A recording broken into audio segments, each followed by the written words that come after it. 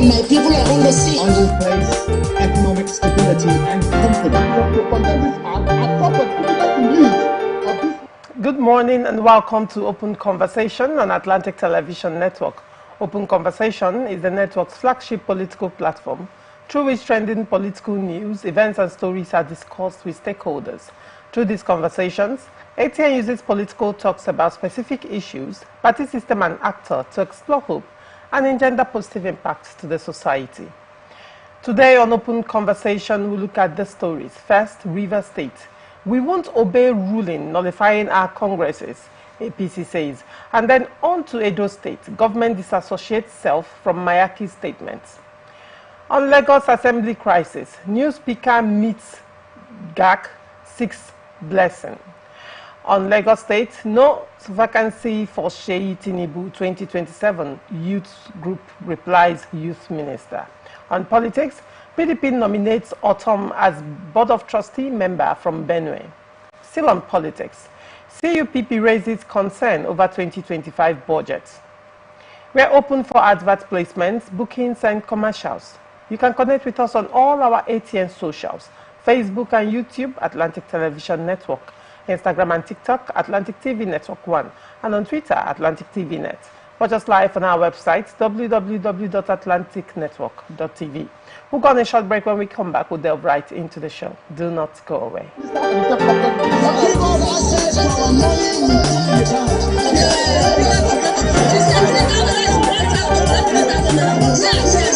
As always said, there are two sets of people, the oppressors and the oppressed, and in between are the cowards and the hypocrites. Which are you? No matter how tough the challenge, how high the obstacles, we always overcome. What Nigerians believe now is not about the company. Who can come and salvage us from where we are?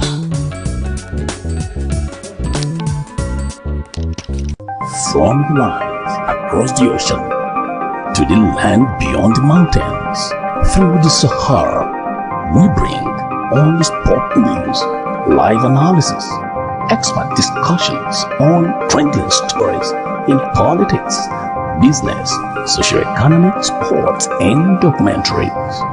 So catch all the updates on the happenings around the globe. Stay focused on the fact today, only on ATN.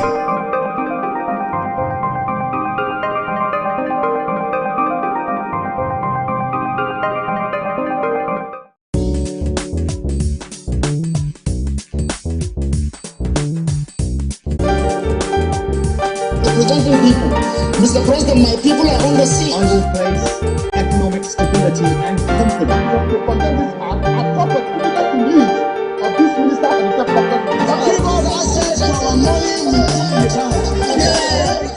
Thank you for staying with us. Joining me on Open Conversation this morning is Okechukwu Edenkwo, a political analyst. Good morning, Okechukwu, and welcome. Good morning, Valencia. Good Happy morning. New Year. Same to you. I think this is the first time I've been on the Yes, show. this is the first time you've been here this year. Yes.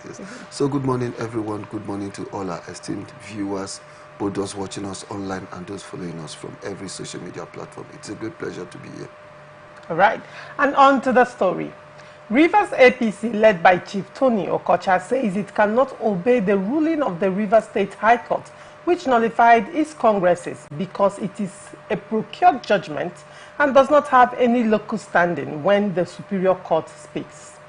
Speaking during an interview at the weekend, spokesperson of the party, Chibuike Ikenga, said they got an order from the appeal court directing them to go ahead with the congresses, stressing that the State High Court cannot override the appeal court. He also said there is a subsisting judgment of the Supreme Court which says that courts are barred from interfering in the internal affairs of political parties. Ikenga said, there's a procured judgment and does not have any locus when the Superior Court speaks. Those are procured from Rivers State High Court. So can that override the position of the appeal court? Can it override the position of the Supreme Court? We have a judgment that said we should go ahead and do our congresses from the Court of Appeal. The question we are asking is, how come a State High Court has the power to override the Superior Courts? It doesn't have the powers. It is a political jamboree from the Rivers State High Court particularly from some of those judges, there is a subsisting judgment, a court of appeal judgment, which gave us a clean bill to go ahead with our congresses. I also told you that there is a subsisting judgment of the Supreme Court which says that courts are barred from interfering in the internal affairs of political parties. That's the Supreme Court's decision. What do you make of this story, Okechukwu? I think for me, I'd rather start in a very satirical or proverbial manner.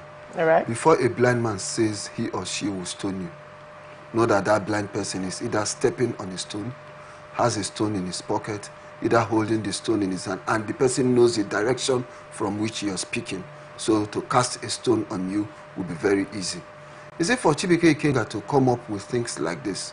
Ordinary common sense knowledge should tell everyone that courts of appeal overrides the state or federal high court.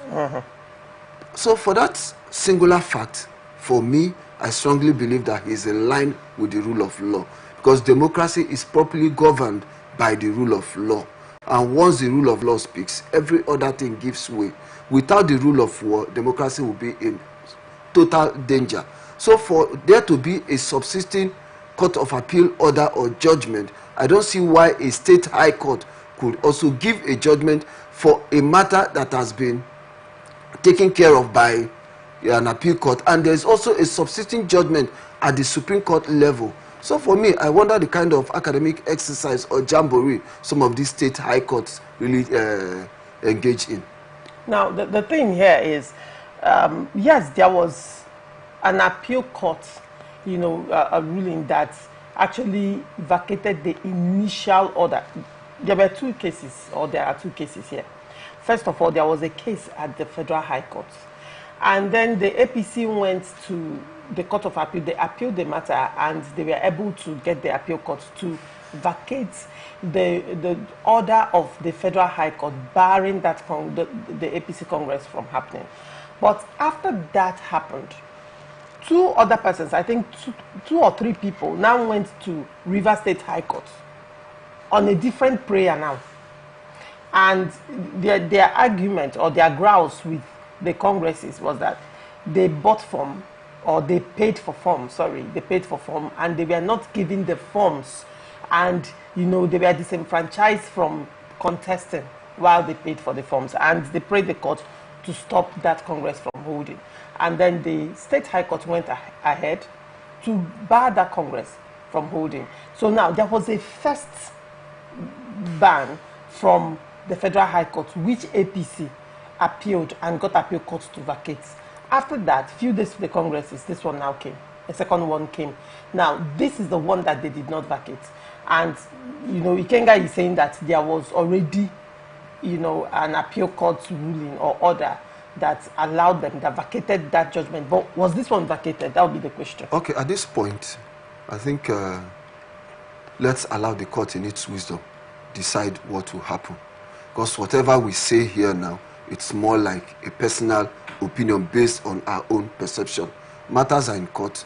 If matters are in court, let's allow the court do robust litigation. And at the end of the day, let's see how it goes. The question is that, yes, matters are in court, and but then the actors are not slowing down. Have you ever seen, so far, even between political parties, PDP now is still going through the same thing. Recently, there was a judgment, you know, annulling the state congresses from holding, just like it happened in APC's case. And both of them are having similar issues. Well, for me, let the court decide. The court of first instance has already given judgment. Everybody has a right of appeal. And once you get your right of appeal, the next thing is stay of execution. Then you go to the court of appeal. Let's allow the court. I always tell people that democracy, the beauty of democracy is the rule of law. And once the rule of law is in place, it puts proper checks and balances on the actors and dramatists personnel. So whatever we say here now, it's like a personal opinion. And I don't believe, I belong to that school of thought that once matters are in court, there are some things you don't say, otherwise it turns out to be prejudicial. All right. Very well, and moving on to Edo State. Edo State government has firmly disassociated itself from comments made by John Mayaki, a former chief press secretary to ex-governor Godwin Obaseki. In a statement signed by Fred Etoa, the chief press secretary to the governor, Monday Obeblo, the government clarified that Mayaki's remarks do not represent the governor's office and urged the public to rely solely on information from official channels. Etoa said, Mr. Mayaki, as a citizen of Nigeria, has the right to express his views on any matter. However, his personal views should not be attributed to Governor Obeblo. The governor's official spokesperson have been duly appointed and announced by Senator Monday Obeblo. They can be reached through their verified contact information. The public is advised to verify any information attributed to the governor through official channels only. The government's statement comes in wake of Mayaki's recent public praise of Governor Obeblo, a marked departure from his earlier critical stance. During the gubernatorial campaign, recall that Mayaki was one of Obeblo's fiercest critics, accusing him of nepotism, incompetence, and evasion of public debates. In one report, Mayaki described Obeblo as a puppet of political overlords intent on reclaiming control of Edo State's resources. His recent shift has raised eyebrows, with political observers questioning his motives. In an interview with a national daily, he reportedly said, Obeblo lacks even the most rudimentary understanding of what governance entails.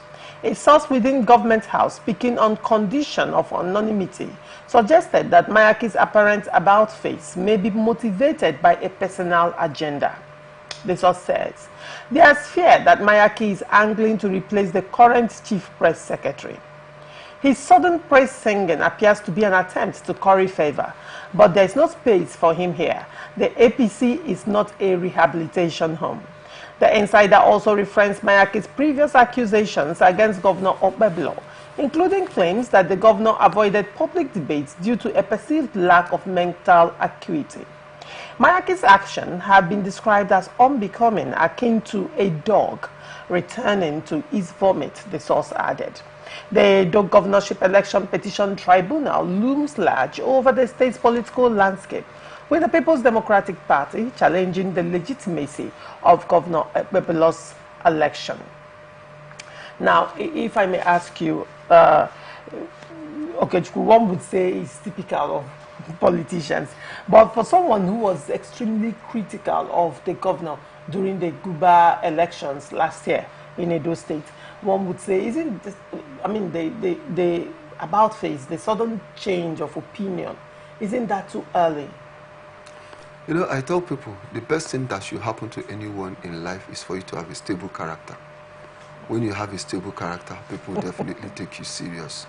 In life, you don't blow hot and cold with the same breath. In law, they say you can't appropriate and you can't reprobate. Otherwise, you choke in one breath. So what he's doing now is akin to choking himself. He's not a stable character from my own understanding. Just a few weeks ago, you were very critical of the governor. Then all of a sudden, you are now singing praises. What are the indices? What are the things that made him have that sudden change? What's his aim? What's his objective? You know, in life, I always tell people, you must be stable. Be known for one thing. Be known that this is your stand when issues like this come. Don't try in life that in a situation where we just try to, otherwise nobody will take you serious. And that's the problem with him now. Taking him serious, they think he has an ulterior motive. It's too early. It's too early. It's too early. But then one would say that, you know, that was his perception of Obeblo during the Guba elections, the campaign period. And probably Obeblo, you know, Obeblo resumed office, you know, he resumed, you know, he wasn't fit dragging, he was on his speed. In fact, he started with the low-hanging fruits. And to a large extent, although people, you know, feel, oh, this governor is working, he already had, it's as if this vision was already in him and he entered and, you know, he hit the ground running. One would say, probably it is, the governor, one would say, to to a large extent, disappointed a lot of, his expectations of the governor. The governor disappointed his expectations. And probably, don't you think that could or inform why he has a different opinion? Is there anything wrong in changing your arguments, probably through the governor's actions in this instance? It's too early. Why I say it's too early? This is a few months in power. At least let's also watch him and observe if somewhere along the line he wouldn't change again. So he should keep singing praises. If maybe at the end of the day he doesn't get what he wants, given the human nature. Now you are now boiling it down to interest, what he wants. Yes. Because for this sudden change, there must be an undertone. There's no smoke without an element of fire. So for me, let's just watch. So in your opinion, the sources, that pleaded anonymity from the government house, that were of the opinion that Mayaki is angling, the position of the chief press secretary of the governor, you think that could be real? That could be, because, a lot of politicians come on my show and they always say it's about interest. It's about interest. You feel this is an interest? Politics itself is guided by interest, either collective or group interest, and national interests. Every person who is in politics has interest, and that interest must be protected. So for me, if they say that he's angling to be the chief press secretary of the government, it's not impossible, because if the likes of Buaya could be in Tinubu's government today, then everything is possible. Now that brings to mind what the ex-governor of Rivers State, Amechi, said, when he was advising the current governor and the ex-governor during in course of this Rivers State crisis. Now, I'm not discussing Rivers State crisis, but I need to, bring up what he said in line with, this Mayaki story. When he was talking about advising the governor, I was telling him to be wary of his followers as well as the FCT minister, because, that they should use him, Amechi, to learn that when he was the governor, a lot of persons were willing to go over and beyond for him. But at the end of the day, he came to realize it was about his position. It was about their interest. It was about it from him. And he was telling him that, the moment the tide turns against him, he will start looking for all of them. Now, Mayaki was a strong, voice in Obaseki's administration, an even stronger voice during the Guba elections. He critiqued Obebelo, he critiqued APC to a point that, you will always hear Mayaki saying something. And then suddenly, that is bringing to mind what Amechi said. Now, when you say politician, you would, in your opinion, they should have stable character. Can you tell me one politician in Nigeria?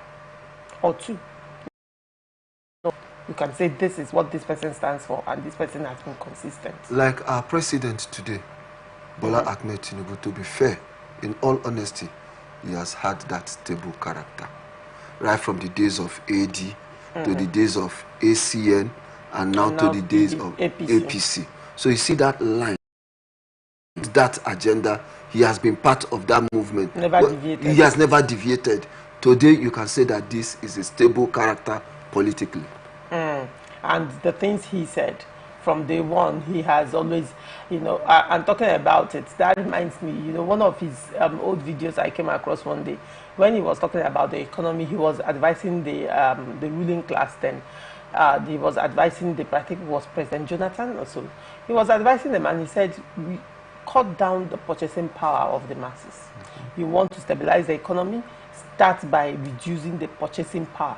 And that he said, and people applauded him interestingly. And guess what? Purchasing power has been reduced greatly. So probably yes, one would say to a large extent, the things he stood for, the things he said, he has always maintained them. But then, compared to the number of politicians in Nigeria, you could say singling out one man. Okay, on the it's not a poor representation. It is not. And if you check his followers, they followed. Now, what I mean by poor representation is numerically, it's one against thousands of politicians in Rivers State. So you would say that, would I say a microscopic number? Because No, I'm it's just telling you one that at the you're talking national about. level. At the national level. Yes. Okay. In interesting. Rivers State, we have people who have never defected from PDP. All right. Till today, they are still PDP members. Fine, they could form some alliances with other alliances is allowed during election. That's what we call horse trading. Okay. But after the election, we now go back to They're pure still where they are. governance. Who have defected, undefected, redefected, and we don't even know. And defected again. And defected again. In fact, now I even call it political somersaulting. Political Somersaulting is no longer defection because today they are this way. You don't even know where they are politically. All right. And then we'll go to Lagos State and I find it very interesting. I want us to look at it. Group of Lagos natives, the Renaissance Patriots Foundation, on Tuesday faulted the remarks made by the Minister of Youth Development, Mr. Ayodele Olawande, claiming that Seyi Tinubu is fit to lead Lagos State in 2027. In a statement by his media group, the group described the statement by the minister as careless, adding that it is not a representation of the people of Lagos State. The statement reads, "Our attention has been drawn once again to the media interview granted recently to youth, claiming that Seyi Tinubu is fit to lead Lagos State. We condemn the careless statement made by the Minister for Youth, and we regard it as his own and not the representation of the people of Lagos State across the 5 divisions of Lagos State: Ebe, Lagos, Badagry, Ikeja, and Ikorodu divisions of Lagos State. We know as a fact that Mr. Seyi Tinubu is not from any of the divisions in Lagos State. Mr. Seyi can't lay claim to either Ebe, Badagry, Lagos Division, Ikeja, or Ikorodu Division of Lagos State. To state it clearly, Mr. Seyi Tinubu is not from Lagos State.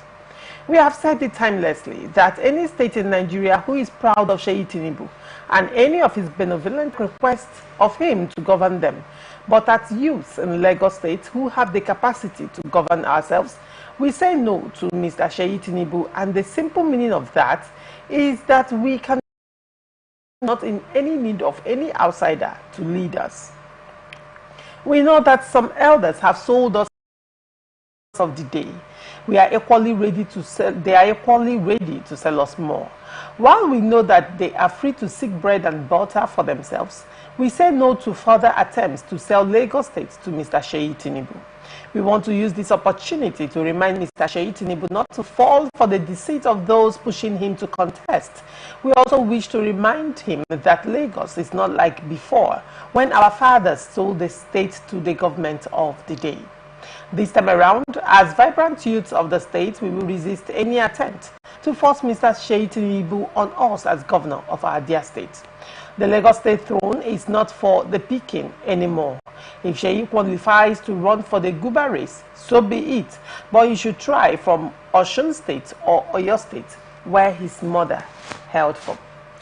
Edenko Okechukwu, what do you make of this story? For me, from the critical and rational point of view, Go ahead. this is coming rather too late.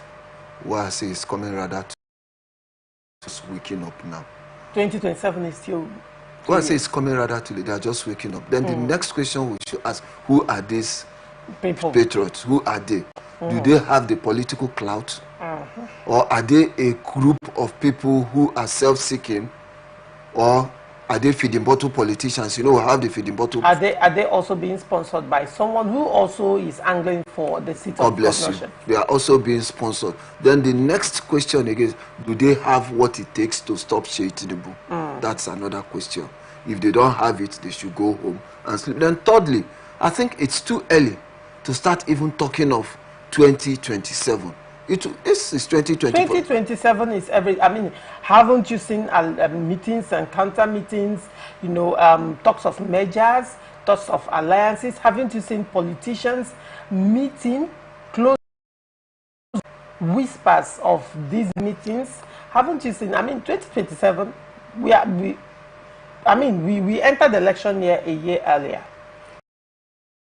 Overheat the system. When you start early like this, you overheat the system, one. Secondly, you discover that some people will even exhaust themselves even before the main period of electioneering campaigns and all that. So the most important thing now is just for consultation, internal consultation. In line with 2027. In line, but So not. you can say it has started already. But not making very open pronouncements that will overheat the polity. We should be talking about governance. But for Lagos State, it's a state where the governor is rounding up in 2027, so it's expected where these kind of things will come up, but people will be angry. But another question, do they have what it takes to stop Sheyi Tinubu if he so desires to throw his heart into the ring for the contest for 2027? These are the questions we will ask. Rather, what they should be doing at this point is not to be making very vague political statements. What they should do is to go home and start doing their underground work. Let their work speak for them and not their talk. Because the way I see these pictures, there are people who are looking for things to line their pockets. See, their statements are quite vague, ambiguous. Why I say it's quite vague? His father was governor of Lagos State. Actually get into that. The mother, senator till she became first lady. And the father is still controlling Lagos State till tomorrow. So if the father has his foot soldiers who why are are you saying he's not from Lagos State? then why are you saying he's not from Lagos State? So for me, what they are doing is just seeking attention seekers. You call them attention seekers. Now, when they also now let's look at it critically. The last election, you know, Lagos State was really heated up. Also looking at the controversy that surrounded the Labour Party, the 2023 Labour Party Guba candidate, Badebo Vivo Roots, and even the fact that the wife was an Igbo woman was a problem.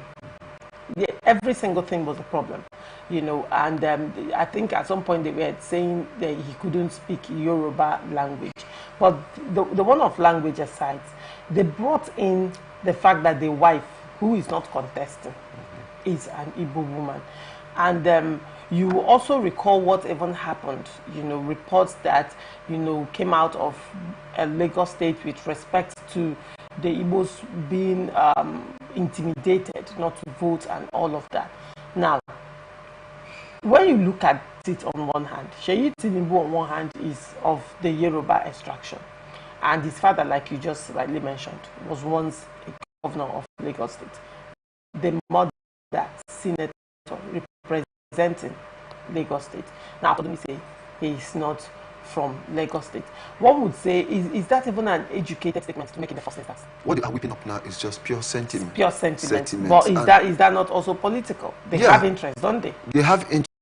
One would now say the youth minister that gave that interview and, you know, sang a lot of praises of Sheyi Tinubu and also said Sheyi Tinubu is well able to run Lagos State. Where was that coming from? That statement too. Isn't that also an interested party? That statement for me by the Honorable Minister shouldn't come from Commissioner for Youth, I think so. Minister for Youth. Minister for Youth. Yes. Yes, for that statement to come from someone who occupies such exalted office in Nigeria is uncalled for. Why I say he shouldn't dabble himself into that. He shouldn't dabble himself into that. He shouldn't get himself involved into responding on behalf of Sheyi Tinubu. If Sheyi Tinubu has his own media team, his own youth wing, they should respond on his behalf, not a minister of the Federal Republic of Nigeria. Sheyi Tinubu is a youth. Is a youth. And probably now they are looking at more youths taking over governance. But it shouldn't come from. It shouldn't come from the minister. And if that question is thrown at him,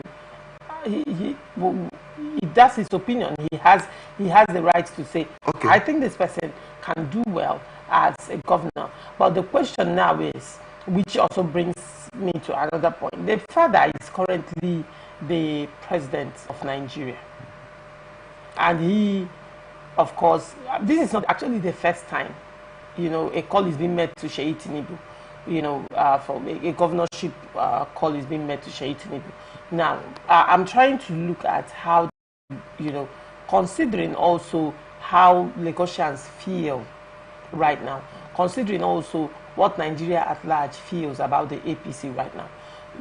So now, Sheyi Tinubu being the governor while his father is the president, a controversial one at this point in time. how do you see, how do you even see Sheyi Tinubu succeeding at this point? If I were Sheyi Tinubu, to be fair, in all honesty, I will shelve my governorship ambition for 2027 if my father is going for re-election in 2027. You don't fight battles from all fronts. You choose your battle wisely. Right. You choose your battles wisely, and you choose the sector with which you fight from. Do you think his father being the president will affect his emergence as the governor of Lagos State? Of course, it will. Nigeria will. Considering that they call the president Jagaban of Lagos, for me, the level of influence he wields in the state. That's one gamble that would be too risky for the Tinubu family and for the Tinubu dynasty. The father going for presidential re-election in 2027 while his son is aiming to become the governor of Lagos State. There might be some kind of protest. I know protest votes. Opposition will use it.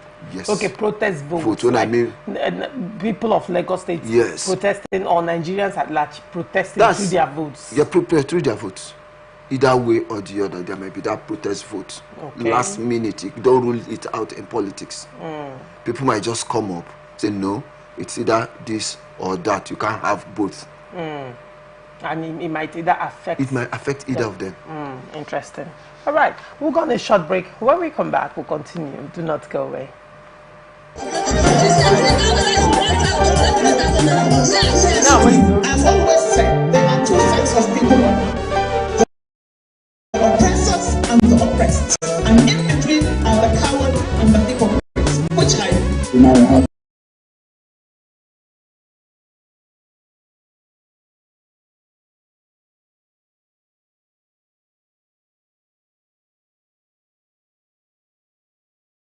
tough the challenge, how high the obstacles, we all overcome. What Nigerians believe now is not about the company. Who can come and salvage us from where we are? From the lines across the ocean to the land beyond the mountains, through the Sahara, we bring all the sport news, live analysis, expert discussions on trending stories in politics, business, socio-economic, sports, and documentaries. So catch all the updates on the happenings around the globe. Stay focused on the fact today, only on ATN.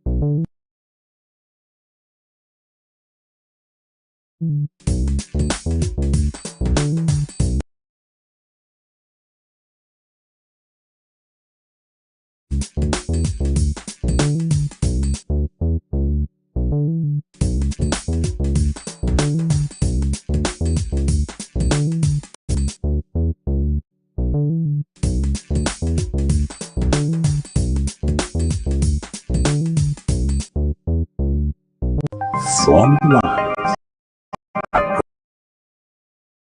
across the ocean to the land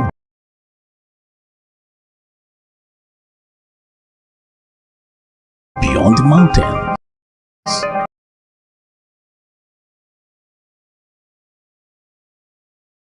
through the Sahara,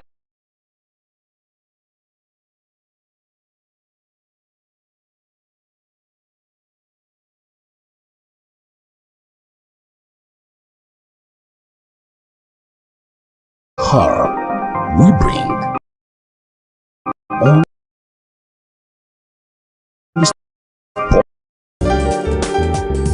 Representing people.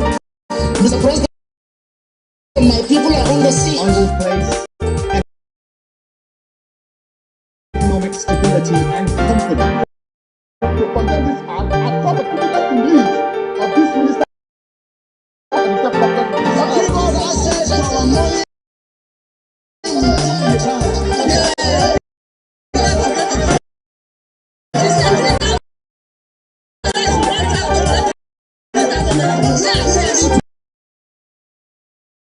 I've always said there are two sets of people, the oppressors and the oppressed.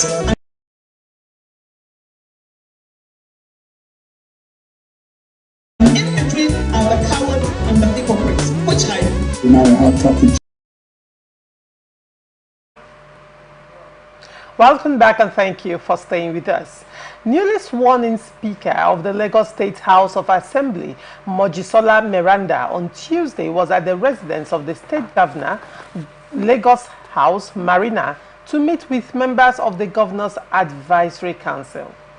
According to Mojisola, who spoke briefly to the press after the meeting, which lasted hours, the meeting was to meet the leaders to seek their blessings. She said, "We are here to brief them about what happened at the House of Assembly yesterday, to seek their blessings, and which we have gotten." The first female Lagos speaker, flanked by other lawmakers, said. As of the time of filing this report, members of the Governor's Advisory Council were meeting in Lagos State House. What do you make of this story? You have a lot to say, Okechukwu. Yes. Go ahead. I think the emergence of Mojisola Meranda as the Speaker of Lagos State House of Assembly is something that is quite historic, being the first Female speaker of Lagos State. Secondly, in this open era, Obasa being the first speaker also to be impeached. So it leaves so much to be desired. She going to meet the Governor's Advisory Council, who are more like the elders, is timely. It's something that will mend fence, and it's something that will also put her back on track. The former Speaker, Obasa, scored what we call a political own goal. What do you mean by that? He worked against himself, and he was given ample time to make amends. He refused. How can the state governor come for budget presentation and the speaker kept him hours waiting? Even came, made some inflammatory statement that he and other people are also eminently qualified to become governors of or to govern Lagos State, which left a lot to be desired. The president intervened, gave him time to see if he could mend fences. He refused, and he got booted about. For me also, there is more to this than the eye can meet. This has a lot to do with 2027. Because the speaker also, from his body language, is also eyeing that exalted position of governor of Lagos State. So, for me, I believe that what happened was that they tried to cut him to size early enough. But it is what it is. He should lick his wound. The downfall of a man is not the end of his life. Your back being on the ground, your background is not the reason why your back is on the ground. So all you just need to do is to dust yourself and hit the ground running. Nothing stops him from also being the governor of Lagos State or contesting the governorship of Lagos State as an assembly member. It's just for him to go back and walk and see where it goes. But I think what he did, he was the architect of his own misfortune. That's why I say he's political own goal. We won't say that he overestimated his influence on the lawmakers, because now this has a lot. On the one hand, yes, one would say keeping the governor waiting, knowing that, it wasn't a sudden visitation. He knew the governor was going to come. He knew that plenary was scheduled for presentation of the budget. So that, by keeping the governor waiting for hours, was a body language that was quite insulting. Of course. On one hand, and probably an apology was not made. Rather, he spoke derogatorily to the governor. One would say, now, if it were, let's say, a House of Assembly where the Speaker had that influence on his people, that impeachment wouldn't have happened. Of course, it wouldn't have happened, but everybody knows what's happening in Lagos State. It happened to Ambody towards the end of his tenure. He was also threatened with impeachment by the House of Assembly. Somebody somewhere is controlling the House of Assembly in Lagos State. Truth be told, let's tell ourselves the truth. There are certain things we shouldn't close our eyes to. There are certain things that we know that this is pure reality. Somebody somewhere is controlling Lagos State House of Assembly. He has everybody under his grip. So he can just send instruction and they do his bidding, which is not proper. So the Speaker should know that he is a product of a system. It's a system that put him there. So he shouldn't have fought or been derogatory to the system that put him there. An insult to the governor is an insult to the leader of the state. And who is the leader of the state? Of course, it is the President Bola Ahmed Tinubu, and he also interfered in that matter. They gave him ample time. He refused to apologize. The president interfered. Yes. And gave him ample time. Ample time. To apologize. To apologize. And he refused. For me, the governor coming in before the Speaker is pure breach of protocol. Governor coming to present a budget, they must have written to the House of Assembly. The Speaker should be aware. So no matter what, a governor shouldn't wait for the Speaker. It's breach of protocol. It's supposed to be the other way around, where the Speaker will sit. They will be calling the governor to know that, yes, the governor is on his way. Even the elders, they were there waiting. And instead of him to apologize, he made some derogatory and inflammatory statements. Like I said, it's an eye-opener to next person who is the Speaker and others, that there are certain things you don't do. So there is this parable in my place. Any king that owns a community, the community also owns the king. It's a two-way thing. All right. Now, in your own opinion, now you have said that a certain person is in control of Lagos State House of Assembly. Now, Miranda, visiting the Governor's Advisory Council to a large extent, is doing a very different path from what her predecessor, told, and probably that to a large extent gives stability to her speakership. Of course, it will give stability to her speakership. So, in other words, that visit was more like paying allegiance. You just used that one word which I was about to use, just to pay allegiance to the system that brought her. So where is the separation of powers? Separation of power for Lagos State, I think, is something that is running. How? There's a proper check and balance. How is it running? They only removed the Speaker who wasn't. So the thing is, if you're in line with the powers that be, your job is safe. If you're not in line, then there are consequences. Well, we know the kind of politics we play in Nigeria at the moment. You're answering me politically. No, the kind of politics we play in Nigeria, we've not really had that people's-oriented election, people-oriented emergence of candidates for elective position. Right. It has always been one godfather or a few people somewhere sit down and say, okay, this is who is going for this position. They call the delegates and tell them vote along this line. If we have a pure primary election where the best emerges, where the people's choice emerges, things like this will not happen. Right, very well. Benue State People's Democratic Party has officially nominated former Governor Samuel Otom as a member of the Board of Trustees of the party from the state. His nomination comes in the week of the expiration of the tenure of the previous members, marking a significant leadership shift within the party of the state. This was contained in a statement on Tuesday by the publicity secretary of the party, Tim Nyo. Nyo said, in compliance with sections 32 subsection 1G and section 32 subsection 4 of the PDP constitution, the nomination was announced via correspondence from the party secretariat to Chief Otom and signed by the party secretary, Comrade Dan Nyewaka. He added that the state's working committee underscored that Chief Otom's extensive experience and dedication to the party made him the ideal candidate for the position. He said, after careful deliberation, the state working committee under the chairmanship of Right Honorable Ezekiel Adaji mostly endorsed you for the position, recognizing your invaluable contributions to the party, your exemplary leadership, and your commitment to the ideals and progress of the PDP. You said the State Working Committee of the PDP expressed optimism that Chief Otom's contribution as a member of the Board of Trustees will strengthen the party's cohesion in Benue and ensure that the interests of the state resonates within the national party framework.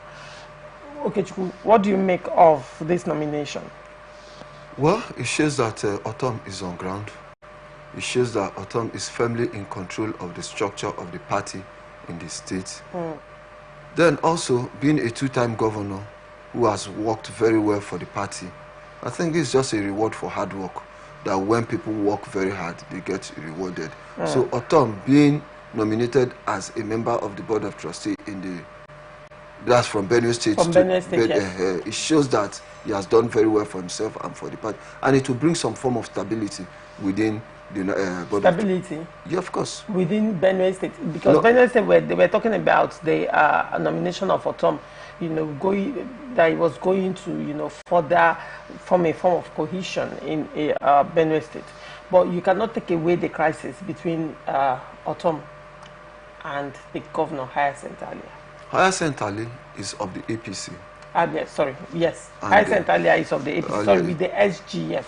Now, to a large extent, apologies for that, to a large extent, Otom being, given this level of elevation, how do you see it playing out in the coming elections? Do you see PDP taking over power in Benue State, considering what happened in the first instance that even gave leeway for APC to overtake PDP? I think what they should do at this point now is to see how they can build internal democracy in the party, bring about cohesion.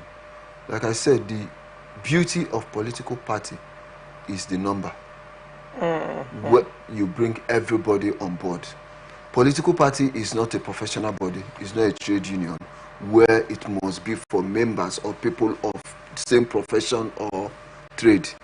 Political party is all-encompassing, where even the motopark person, his interest should be protected. The academia, his interest should be protected. The industrialists and the bourgeois, that's the beauty of political party. So what they should do at this point is to see how to bring back everybody under that umbrella of PDP. Bring everybody under one fold. That way they can give the APC. You're talking about conflict resolution. Yes.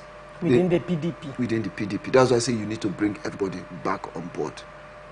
The level of balkanization in PDP, let's look at the PDP national, the level of balkanization of that party. Do you see PDP being able to mend fences? Considering what in the first instance, caused issues in 2023, and also considering the fact that, it appears that that mistake is about to repeat itself in 2027. In life, like I tell people, the most dangerous threat to every human relationship is this three-letter word called ego. So if everybody if they must move forward, then egos has to be dropped, and the interest of the party has to come first and no longer ego. Once that is done, there's no problem that cannot be handled. There's no challenges that cannot be surmounted. So once everybody comes out from their high horses, PDP. Now, you recall what caused crisis in 2023? The emergence of Atiku Abubakar as a presidential candidate and the consequent reactions now.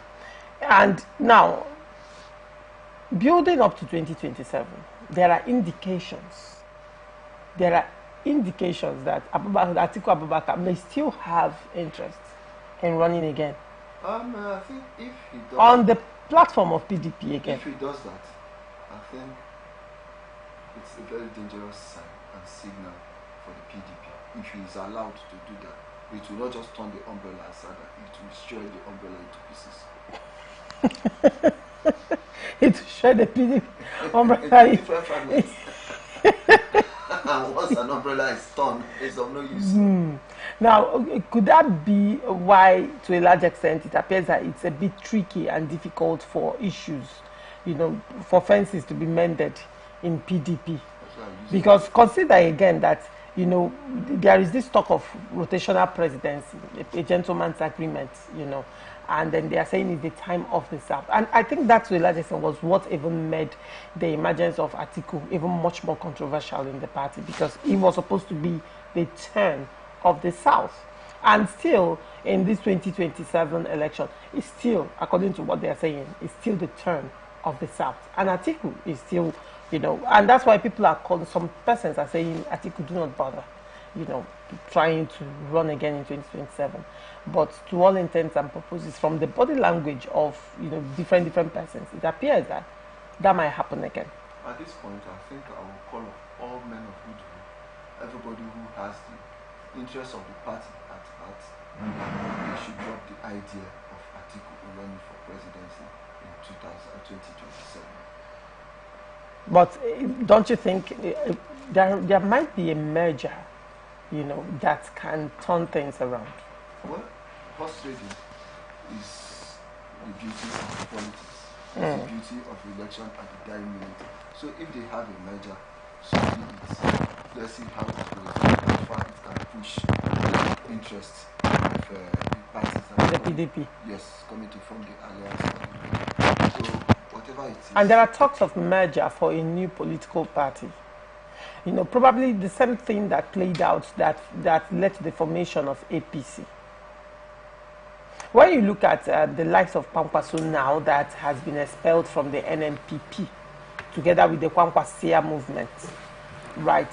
One would say for now, Kwankwaso cannot pitch his tent with the NNPP, unless probably Supreme Court gives a totally different judgment. But now it is what it is, and he has been expelled. And you could see Kwankwaso, having meetings with different persons. You can also see Nasser El-Rufai, having meetings. And I mean, what do you see coming ahead? First, I think what happened to Kwankwaso in the NNPP could be likened to the hand of Jacob and voice of Esau. Why I said so is that one, what happened? There are some external influences that. Why is everybody pointing fingers at external influences for this issue? Of course, there are external influences. All right. So you don't rule it out. There are external influences that made or that made what happened to Kwankwaso happen. They want to destabilize him. Okay. And that's fine and square for them. Then the next question, if they are forming any major or mega political party now, I think it's going to be a marriage of strange bedfellows. Why I say so is that politics, Nigerian political parties are not founded on ideology. It's founded based on interest. You see merger. We don't go into merger based on ideology. Otherwise, you won't see people from party A, B, C who have different political ideology coming together. All they just want to do is to capture power. And after they capture power, they don't have programs. It still falls back to the same thing. Is it because it's still the same persons recycling themselves in different political It's a marriage of strange bedfellow. And once you have this marriage of strange bedfellow, they are bound to be bickerings. All right. Very well. Then moving on to the 2025 budget. Coalition of United Political Parties has enjoined the President Bola Tinubu-led administration to ensure that the 2025 budget is aligned with the country's development goals. CUPP, in a statement by its secretary, Peter Ame, urged the government to ensure that resources are allocated in a way that maximizes impact. He said, when all is said and done, the success of the 2025 budget will depend on the government's ability to implement its priorities effectively and efficiently. The 2025 Nigerian budget, totaling 49 trillion naira, has raised concerns about the country's ability to achieve meaningful development.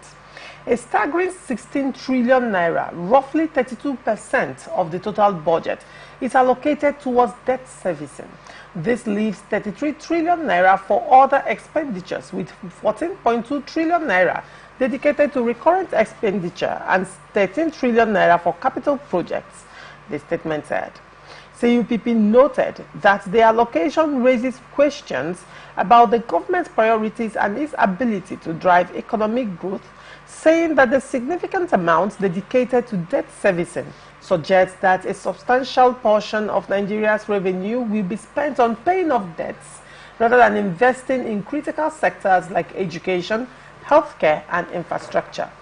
The organization noted that the allocation of funds is particularly concerning, given the Minister of Finance revelation that the last budget performed poorly, with capital project implementation standing at only 25% for the 2024 year period. According to CUPP, the underperformance of the 2024 budget raises questions about the government's ability to effectively implement its budget and drive economic growth. Furthermore, the recurrent expenses, which accounted for approximately 29% of the total budget, may not have a direct impact on the country's development. These expenses are often related to the day-to-day operations of the government agencies, salaries, and other administrative costs. While these expenses are necessary, they do not contribute significantly to the country's economic growth or development, CUPP observed. CUPP further noted that capital projects, which account for around 26% of the total budget, have the potential to drive economic growth and development, stressing that the allocation of 13 trillion naira may not be sufficient to address the country's infrastructure deficits and other development challenges. The group opined that Nigeria's infrastructure needs are significant and the allocation for capital projects may not be enough to make a meaningful impact. Adenko, what do you make of this story? First and foremost, I think what the CUPP they are doing is in line with modern democracy, because the beauty of democracy is opposition, apart from the rule of law. The opposition, if they are constructive enough, if they are firm, if they are resolute, if their aggregate opinion is well articulated, it puts the government in power, in check, to sit up. So what they have done now is good. But the only area where I faulted the statement was 16 trillion naira being set aside for debt servicing. Who doesn't know that Nigeria is owing? Everybody knows that the country itself, we are hugely indebted. Thirdly, let us look at it from the microeconomic point of view, not the macro. If as an individual, I am owing you, and I don't make any effort to service what I'm owing you, you only see me carrying out capital projects, by living large, won't you come after me? You will definitely come after me. So that means if we don't service this debt, our creditors will come after us, and it won't be too good for our economy. So it is better we service our debt than for us to leave it, don't service it, and prolong the doomsday, which will definitely come not too long. Because the only way you can get more is when you service what you are owing. So setting aside 16 trillion naira for debt servicing, everybody knows that the country is owing, and we must pay our debt. There's nothing like debt forgiveness. There's nothing like debt cancellation. Then setting aside 13 trillion again for capital expenditure is another question mark. Because if you look at it, I've always said it, that government, we have a lot of government agencies which are not doing anything for the economy, they are not doing anything for the government. Rather, they are conduit pipe for which funds are being taken away. We have so many agencies, they are not doing any. All they just need to do is to merge some of these agencies, downsize, and government is good to go. Because part of the problem in governance has always been the recurrent expenditure. The recurrent expenditure is 14.2 trillion naira, which is higher than the capital expenditure. So that's another area. That's why I said if they have their facts and figures, it will definitely put the government in power in check. So what they are doing is okay, it's fine. I'm in line with them. I totally agree with them. So it's left for the government now to make amends. Now, okay, now they were saying that now Nigeria is in need of capital projects. You know, Nigeria is underdeveloped to a large extent. We can't take that away. We cannot take infrastructural deficit away. We cannot take away the fact that we have to come up to a point where Nigeria is even investor friendly at this point. Because, I mean, with everything that has happened, everything that is going on, a lot of the few investors we have, a lot have left the shores of the country to others. Now, they are looking at 16 trillion naira for debt servicing. That is a whooping 32% of the total budget.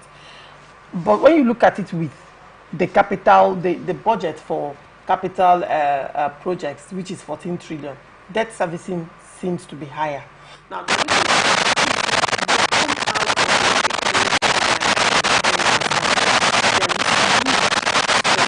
to go into capital projects, because it is these capital projects that will also, you know, in turn generate more revenue for the country.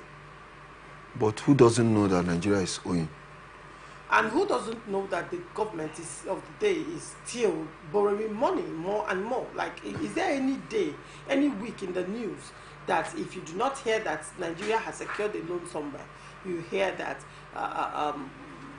the government has applied for loan, you hear that Nigeria is deep in debt, and yet Nigeria is borrowing weekly or every other week. Yes, the country could be deep in debt, but also making frantic efforts to pay what you're owing. And you service your debt by borrowing to service the debt. That's another danger. It's like digging a pit to cover a pit, which is not ideal. If you're owing, all you just need to do is to think outside the box, see how you can increase your revenue base so that whatever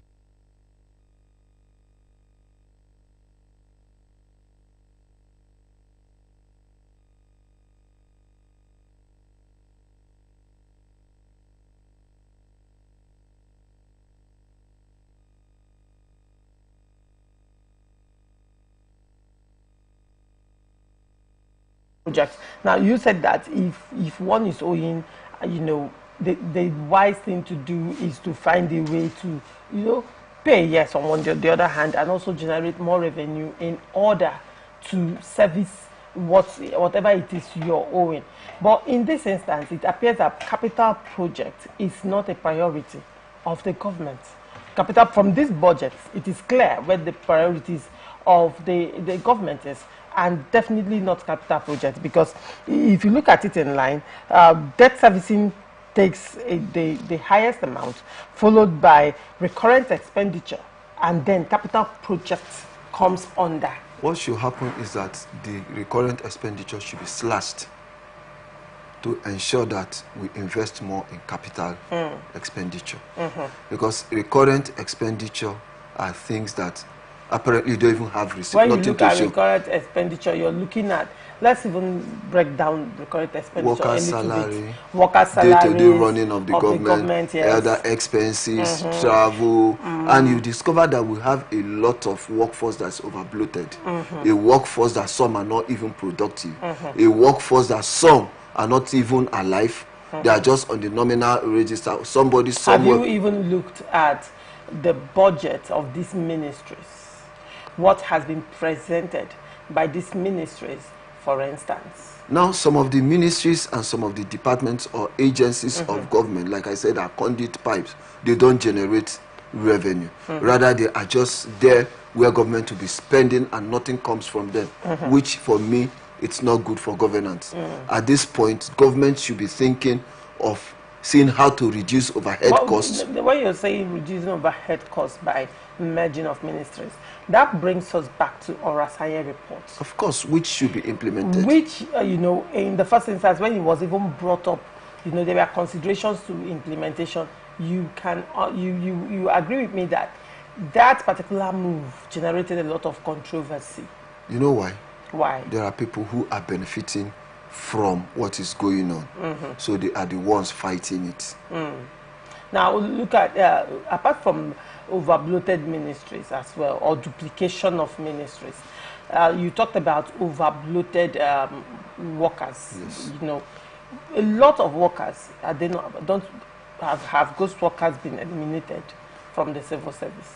Ghost workers are being gradually removed, but it has not been completely eliminated. Then even within the workforce, they have to work from week to week. Some jobs, or let's say some designations and some offices, even within the civil service, they are absolutely unnecessary. Unnecessary. So people just go there to They just go there to mark time and come back. While some, the only time you see them in the office is when they want to do audit, personnel audit. That's when they come. They come with their letter of previous promotion, first employment, and all that. They come, and after the audit, they've gone into the scene, and you won't see them again. We have so many of them within the local government and the state government, even some federal parastatals. They are like that. We find people doing virtually little or nothing. Now, talking about recurrent expenditure and the need to reduce recurrent expenditure, you've talked about the civil service and what could be done. You've talked about duplication of ministries and the fact that that needs to be revisited, and some ministries that have similar portfolios should be merged. Let's look at the cost of governance. Down from the National Assembly, from over-bloated salary to over-bloated allowances to over-bloated, allowances again. For me, yes, the National Assembly and the state legislature, or state assembly, for me, it shouldn't be a full-time job. It should be a part-time job where the people who have various vocations, at the end of the day, they come and make laws, and they go back to their various vocations. And they pay you for that plenary. They pay you for that plenary. You go home. Now, while you're talking about it shouldn't be a full-time job, this is a full-time job. But let's look at the perks associated with this job.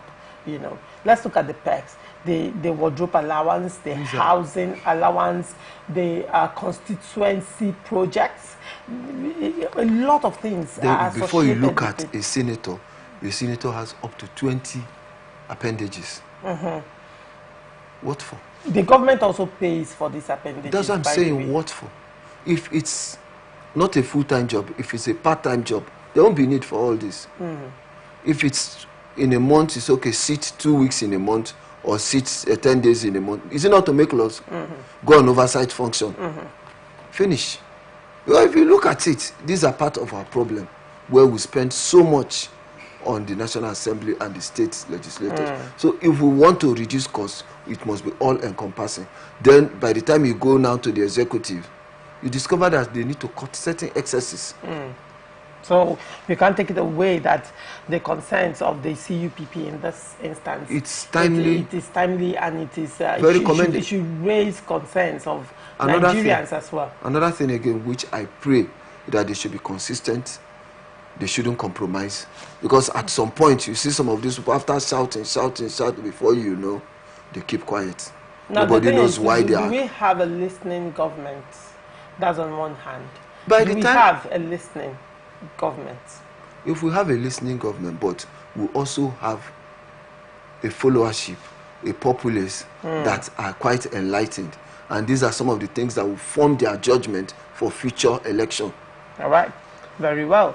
And thank you so much, Okechukwu, for coming on Open Conversation. I wish we could continue, particularly this budget. I'm quite interested in this budget. You know, for invitation. Of course, you will always be around. Thank you so much, Okechukwu, for coming. It's quite a pleasure having you here today. And thank you so much, our viewers, for always staying connected. to us. But we are out of time, and sadly we have to wrap it up at this juncture. And we are open for advert placements, bookings and commercials. You can connect with us on all our ATN socials, Facebook and YouTube, Atlantic Television Network, Instagram and TikTok, Atlantic TV Network 1, and on Twitter, Atlantic TV Net. Watch us live on our website, www.atlanticnetwork.tv. Do not forget, peace and unity are the pathways to progress. Thank you for watching. I am Laurentia Ugu. Transition News comes up next. Do not go away. How high the obstacles, we all enjoy it. What Nigerians believe now is not about the company. Who can come and salvage us from where we are? From the lines across the ocean to the land beyond the mountains, through the Sahara, we bring all the sport news, live analysis, expert discussions on trending stories in politics, business, socio-economic, sports, and documentaries. So catch all the updates on the happenings around the globe. Stay focused on the fact today, only on ATN.